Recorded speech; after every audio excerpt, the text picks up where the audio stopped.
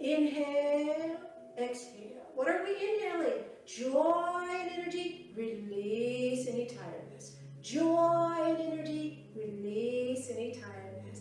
Bring that joy, release that tiredness. Bring that energy, release fatigue. Bringing in that joy, release that energy. Bringing in that joy and releasing tiredness. Bringing in that joy, release. Bringing in that joy and release. 3 more. Bring in the joy, release. Bring in that joy and release. Joy is just an energy, as all of our emotions are energy, so we can regulate and work with them.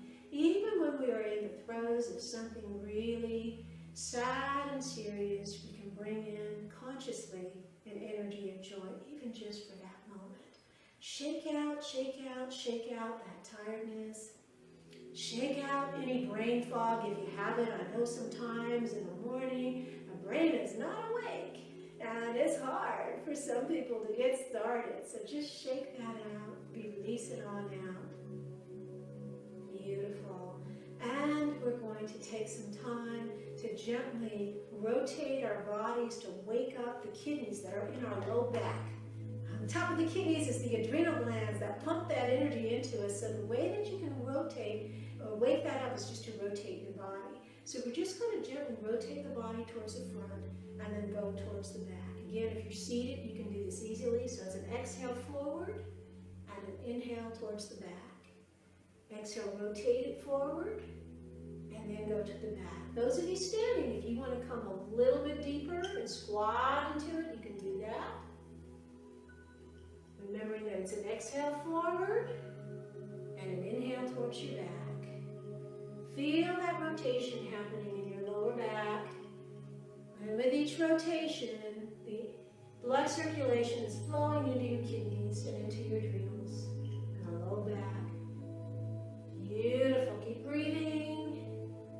Excellent. Remember, it's an exhale forward. Inhale as you come on back. Exhale. Inhale. Exhale and just squat or go as deep as what feels comfortable for you if you're standing.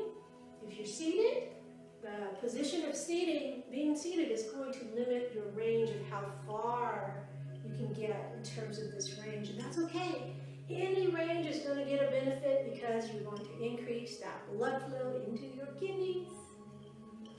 Alrighty, let's go the opposite way. Remember to exhale as you go forward. Inhale, coming back. And some of you may just be doing this gently way up here with barely a bend, and that's fine. So you find the level that fits you. Just make sure you exhale forward and inhale back. Exhale. Inhale back. Release any fears. Inhale, courage. Release any fears. Inhale, courage. Release. Inhale, courage. Release fears. Inhale, courage. Release any tiredness. Inhale, vitality. Release. And inhale. Good. You feel some energy through this area? I hope so. Shake it on out. Shake it on out. We're almost there. Doing great. Doing great. And then from here, we're going to do a little bit of work with self-massage. We've worked with this in some of the other resets. So we're going to just do some self-massage along the arm to the shoulder. Wake it on up. Come on back down. Gentle pats. There are energy pathways all along our arms. So we're just waking those areas up. Get that blood flowing. So make this part of your self-care each day. To start the the day with waking up your blood flow. It's such a simple thing that brings such levels of health and vibrancy. Alrighty, other side. Starting at the shoulder, come on down. Just on this top side. Notice where there's tension and tightness, and you might want to linger on those areas a little bit longer. Take it on up. Get ready. Beautiful. A few more. Excellent. Great. Brush down. Raise those arms up fully. Great.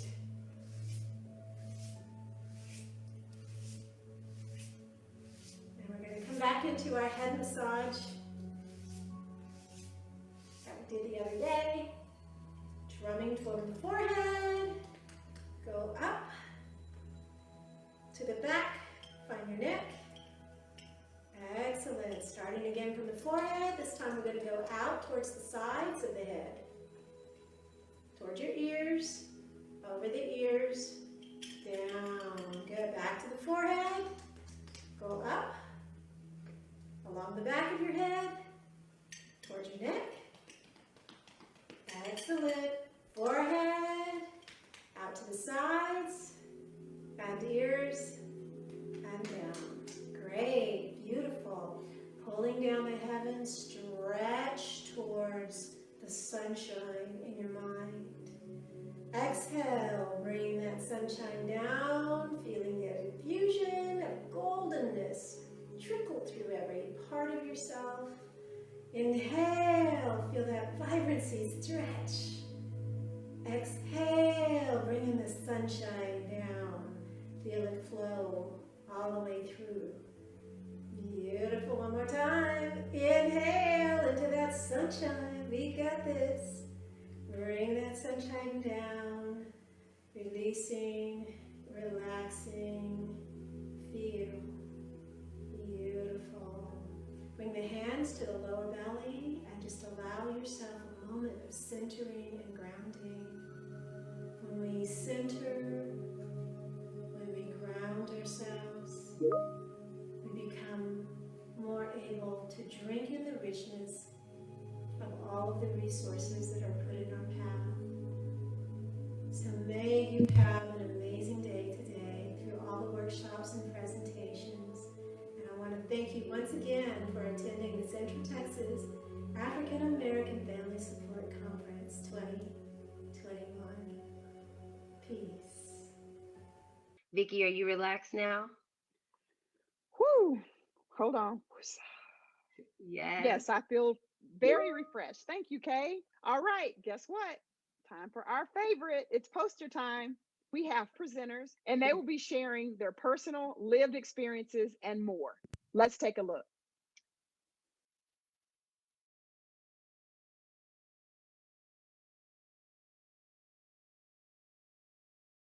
Hi, welcome to the conference. My name is Nancy Walker. I'm a volunteer with a local group that, like Consumer Reports, it's the place to turn when you need reliable information.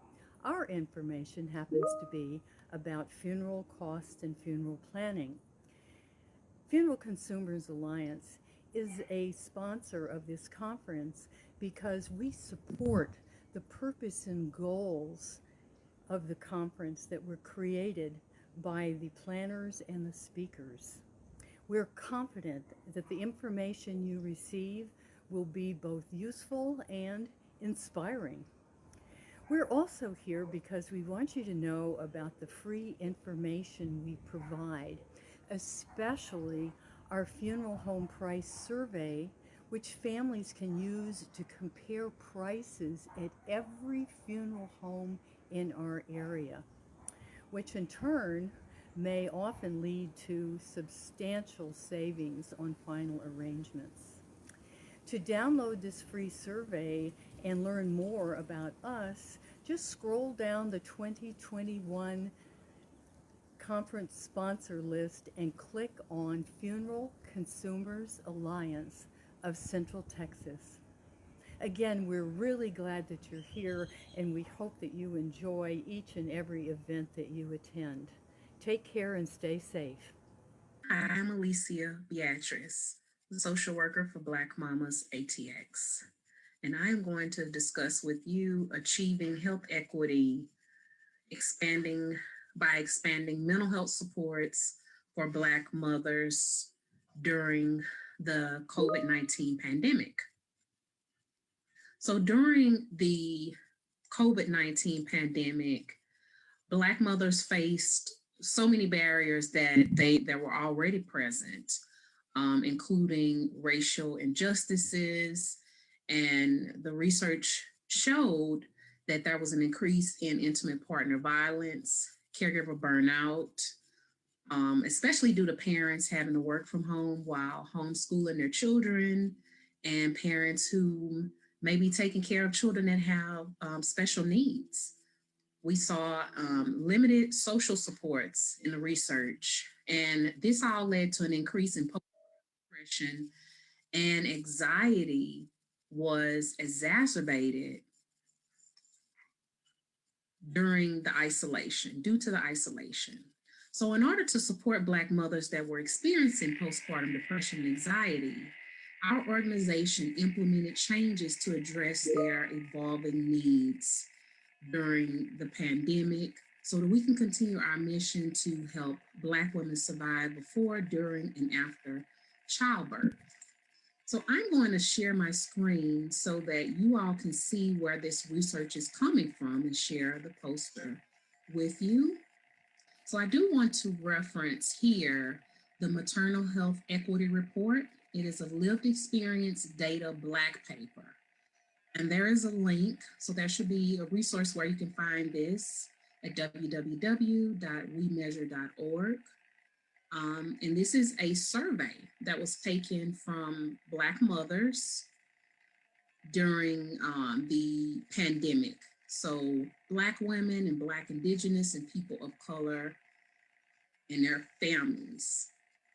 So it has a lot of research that is in it that talks about their experiences, and the 77 responses from the people who are currently pregnant or have experienced a pregnancy responded to this survey. 52% were pregnant at the time responding, and 48% were not pregnant. And so I'm going to share the actual poster. So here's the poster. And these are select information. I mean, obviously the survey has much more information, but this is a select information of what the experiences of the Black mothers reported. And so Black Mamas ATX, some of the creative ways that the organization was able to respond to Black mothers during the pandemic was by offering virtual support groups, by hiring a full-time social worker to provide individual and group therapy, to increase client contact, making more phone calls, doing more virtual visits with mothers, and also partnering with the Maternal Health Equity Collaborative, which consists of several other organizations, and referring clients out to get community resources for mental health support prior to the social worker being hired, telehealth services, food, housing, and utility assistance. In addition, with the support of our donors and volunteers, being able to provide direct cash assistance of up to $50,000. Our doulas were very vital in the transition with a lot of the virtual support groups, the sister circles, to increase client contact as well, along with the first response that they were doing, still reaching out and communicating with moms who were postpartum, who just had their babies, and helping them transition during that time. So collaboration was very vital during this time, and we saw how effective it has been during this pandemic in getting the resources to our mothers to expand access to mental health supports for our mothers, along with education about the racial injustices and increasing racial equity to other medical professionals and letting them know about the unique needs of Black mothers and other mothers of color. And here there's some research as well that shows Black women are 243% more likely to die from pregnancy or child-related causes in comparison to other women, like white women, as well as Native women have a high mortality rate as well. I hope that you enjoyed our poster presentation, and for more information, you can contact us at www.blackmamasatx.org. Again, I am Alicia Buchanan, the licensed clinical social worker on staff. Thank you so much for viewing our session and presentation. Thank you, and thanks everyone for joining me today. Our mental health, as well as our physical health, is more important than ever before. There is a strong connection between the two, yet it doesn't receive enough attention. Living with high levels of anxiety and depression makes us over 50% more likely to develop a heart condition, stroke, high blood pressure, and even arthritis. Unexplained discomforts and pain can actually be linked to mental health. There's no denying that 2020 has been challenging for all of us. It brought us a pandemic, social injustices, and a highly emotional election process. We no longer have a choice but to focus on our health and wellness. What is wellness? Some people think it's all about physical appearance and BMI. But in order to have true health and wellness, the mind, body, and spirit must function as one unit. Today, we're going to talk about how you can naturally support your mental health as well as your physical health when faced with daily challenges and demands. This is not a new thing. Essential oils have historically been used in the aromatherapy world due to their de-stressing and calming properties. I'll admit I thought it was crazy when I was first introduced to essential oils, but the transition of my mindset happened so quickly, I started researching quality essential oils. What I found is that not only can you get instant relief, but they are simple, safe, and natural solutions you can rely on to care for the whole you by enhancing your physical, mental, and emotional health. You may have heard the saying, we can't control what people say, think, or do, but we can control how we react to it. And that's a true statement. However, having a natural way to stay in control of your emotions and mental state can help you live your best life. And do keep in mind that the body is designed to heal itself. So there's 3 cool things about essential oils. The first cool thing is that they're safe. Essential oils are extracts from plants, and they have health benefits. They're safe for pregnancy, for babies, children, adults, the elderly, as well as pets. The second cool thing is that they're effective. Essential oils work on a cellular level, keeping good things in and bad things out, and there are no side effects nor addictions. The human cells have an oily membrane which protects the cell. And the essential oils, by them being oil-based, they're able to penetrate that cell membrane. Modern recommendations are water-based. Oftentimes, they come with frequent side effects and addictions. Some we know, some we don't. The third cool thing about essential oils is that they're affordable. So whether you have a copay of $0 or $20, the essential oils cost pennies per dose. 3 ways to use essential oils. Aromatic. When we breathe in an essential oil, they affect our mood in a positive way. The aromatic compounds, they travel through what's called the neural olfactory pathway directly to the limbic system, which is a part of the brain. That means that we are able to feel the effects almost instantly. Topically, you can apply them directly to the skin. So if you're having skin issues or muscle and joint pain, stomach discomfort, and so forth, you can use a carrier oil with the essential oils if you're having some sensitivity. And thirdly, internally, medicinal grade essential oils are not only safe to use internal, but they're actually recommended. So you see, essential oils work quickly and they can be easily accessible. Simply keeping a small bottle in your pocket, in your purse, your car, it can help anyone offset triggers when used the right way. Clinical research and trials have proven and validated the effectiveness of essential oils in supporting mental wellness as well as physical wellness naturally. As an essential oil educator myself, I find it just as important to study the effects of essential oils with the people I work with every day. Even in my 7-day oil studies on stress and mood, I've gotten so much feedback from my participants. One of those people who had severe anxiety and anger issues found that aromatherapy helped her stay calm and be present with her family instead of feeling numb and detached. Her sleep even improved, and she could better cope with her high tension.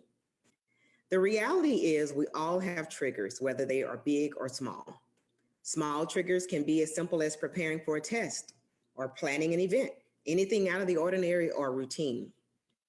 Essential oils facilitate a safe space for you to process your emotions during your bout of anxiety, depression, and sadness. It doesn't make it disappear by any means, but it definitely brings your focus forward and brings you from the cycle of negative thoughts. Emotional aromatherapy has made a huge difference in the lives of so many people, including myself. We all have varying experiences with trauma, and aromatherapy is one of the best tools you can add on your personal journey to emotional well-being. We all deserve peace, a good life, and help when we need it the most. If you have any questions or want to know more about quality essential oils, feel free to step into my virtual booth. Thanks again for joining me, and have a blessed day, everyone. Can I just tell you, I love these poster presentations every year.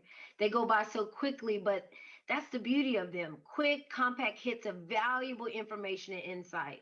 They're like bite-sized candy bars. You get just a little taste of what you need. A little taste, yet so incredibly satisfying. So yes, the poster presentations rock. We are family. Hey, y'all. My sisters and me. Hey, Woo! y'all. Hey, Right. now. Hey, get it. Yeah. So we know, those of you that have been at the conference before, y'all know that every year in person, we like to get up and dance at some point, right? So just because we are virtual, nothing's changed, y'all. We still gonna get up and dance. We want you to get up and dance wherever you are. Take some selfies, post them in the photos, get cute, make your little pose, and then upload those photos. But you're gonna need to use the mobile app to do that, right? That's right. Oh, you already know I've been posting my selfies in the photo contest. So I plan to win. Make sure y'all upload those photos by using your cell phone devices. All right, Mr. DJ, bring it.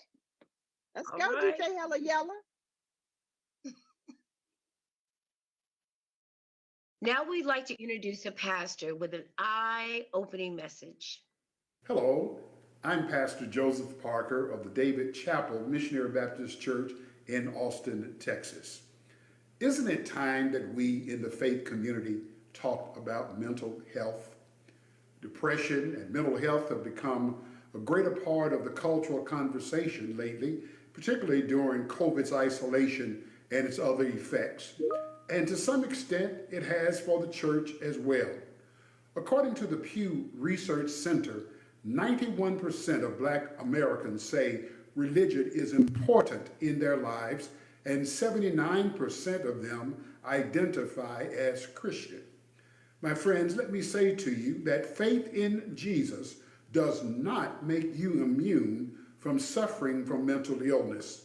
The truth is, Christians get depressed too. And thankfully, more of us are beginning to be willing to talk about it and support each other. For many of us, those of us who are part of the faith community, our faith has been critical in our paths to healing. And while many within the church suffer from mental illness, oftentimes undiagnosed, too often the church refuses to discuss the issue.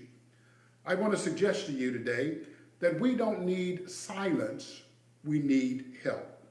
Historically in the church, mental health issues were deemed by some as a vice of the devil, and the solution was prayer and stronger faith. Unfortunately, remnants of this rhetoric are still echoed throughout churches today. And while calling on someone to, quote, hold fast to their faith is not an issue, when it's presented as the only answer, it silences a lot of questions. Questions like, what do you do when prayer and faith don't seem to be enough? And too often when someone in the faith community asks this question out loud, they are met with shame or reprimand, and they're told that they lack faith. The message, combined with the fixation or seeming invincible, causes many Black households to ignore or hide mental health issues. It seems that rarely does anyone really want to say that they're suffering from anxiety, depression, PTSD, or even schizophrenia. But the church, the faith community, should be a place of healing. Ministering to those who have mental illness remains a challenge. I recognize that. And in order for myself to be informed about this, I attend various workshops. I have a list of professional counselors to whom I refer when I run into persons with mental health challenges. The congregation I pastor, David Chapel, we host mental health presentations with professional presenters. My friends, let's not forget that people with mental illness still have a spiritual life. And the Bible teaches that Christ's followers are meant to serve the broken and the hurting, those who are within and those who are outside of our faith community. And when Jesus announced his ministry, he said that he had been sent to preach good news to the poor, to the captive, and the blind. And the record of his life given to us in the Bible shows that throughout his ministry, he served the hurting. So our churches, Black churches in particular, I believe can do better. We must bring mental health challenges out of the closet. We must remove the stigma from those persons who are having to deal with that. We must be willing in the faith community, in the church, from the pulpit to the pew, to be willing to say that mental health issues are as common as physical ones and shouldn't be demonized, but rather treated in the same manner as physical health issues. We must also be willing to say that struggling with mental health does not mean that you lack faith. The church, the faith community, is here to support and uplift in accordance with our faith. Let's continue serving the broken, the hurting, those who are challenged with mental health issues, because all of us in some way are touched by this issue. God bless you, because it is time for us in the faith community to talk about mental health. Thank you so much, Pastor Parker. Yes, thank you so much. Always on point and with such a strong, keen understanding of mental health. And now we have a message from Craig Moore, Assistant District Attorney for Travis County. Hello, friends. My name is Craig Moore, and I'm an attorney practicing criminal law here in Austin, Texas. Over the years, I have handled a significant amount of criminal cases involving individuals with mental health illnesses, substance use issues, and intellectual and developmental disabilities. From my experience, it is clear to me that there remains a shortage of resources available to help these defendants. This is why the Central Texas African American Family Support Conference is so important.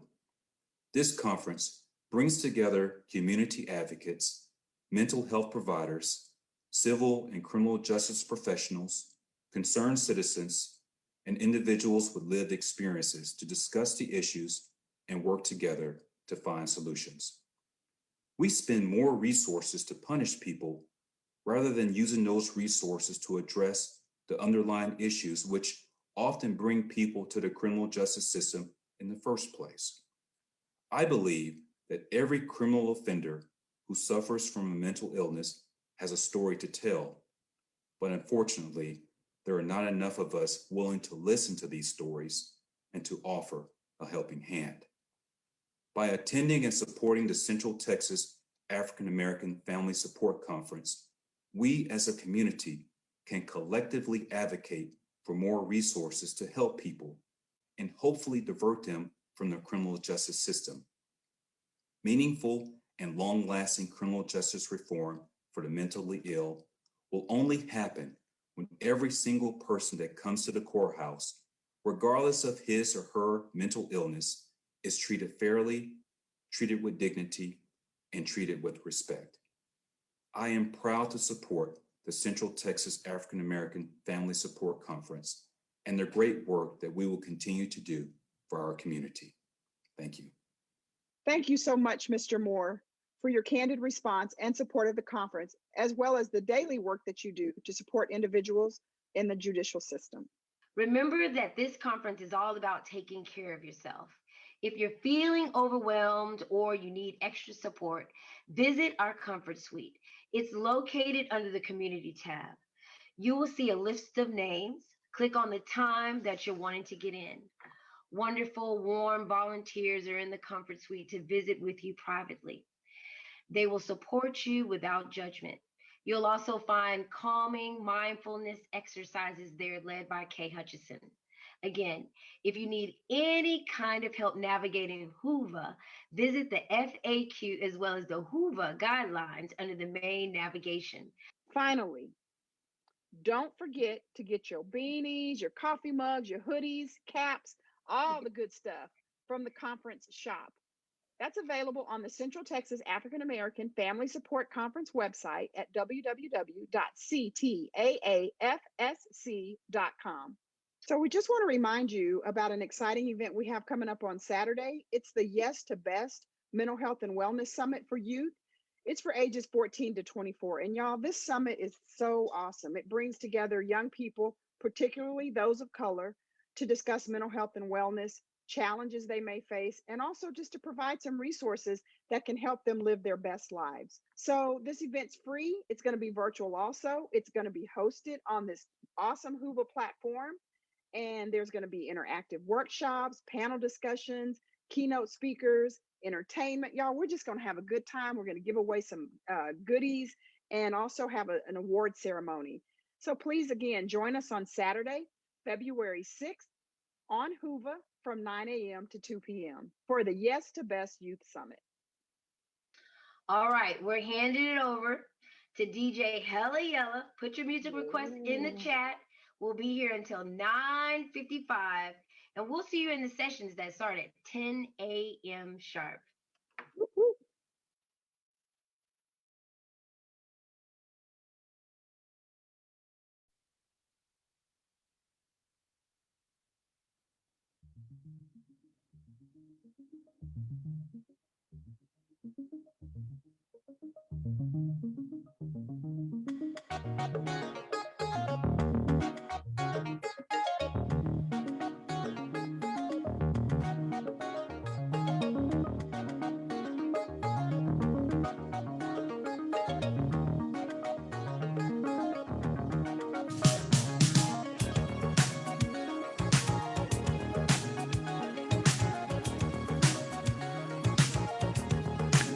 That's right, we getting back to the groove.